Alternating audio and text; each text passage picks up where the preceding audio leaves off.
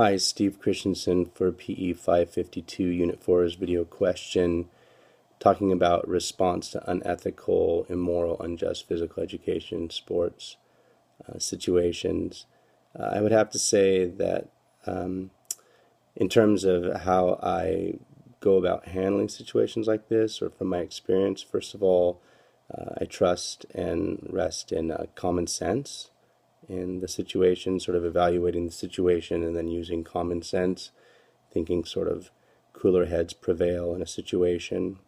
Then I sort of rest and trust in my experience as an educator and how I've been trained and past experiences in dealing with situations of unfairness or inequity.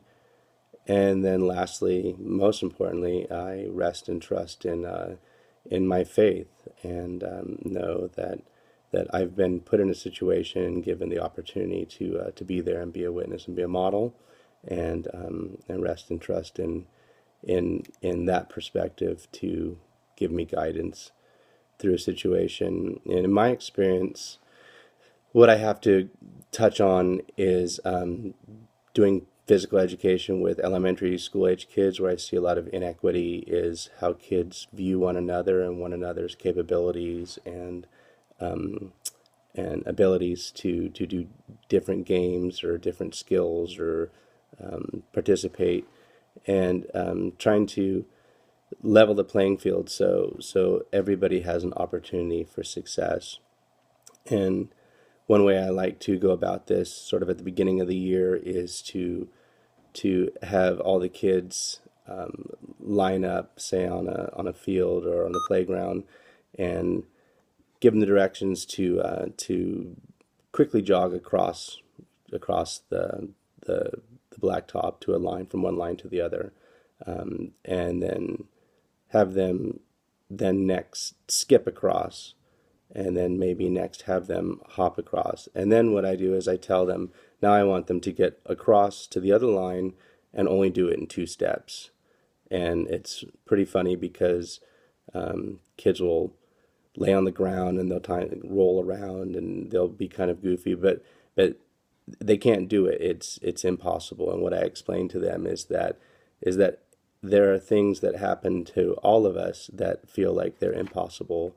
And sometimes that's throwing a ball the right way. Sometimes that's running how we'd like to run. But everybody does their best, and everybody accomplishes success in their way and in their time and with their abilities. And we need to we need to respect that, and we need to allow those people to have the opportunity to experience success their way and in their time.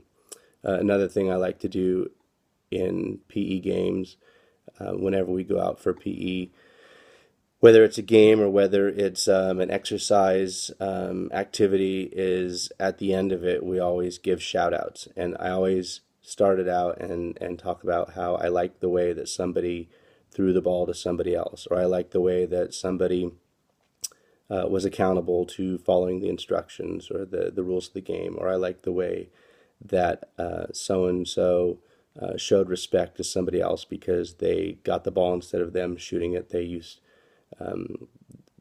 respected their teammate and gave their teammate the opportunity to make a pass or to score the winning point or something like that. And then I'll have the other kids go around and give shout outs too. And I feel like that allows everybody to have an equitable and fair opportunity to be noticed, and then practicing that behavior is something that, in a few months, then at the end of our game or our time of activities, kids will take it upon themselves to ask for shout outs, and then they're eager to give shout outs. So how I view injustice is, or correct injustice, in my experience as a teacher, is to provide opportunities for equitable experiences and learning successes in PE. Thank you.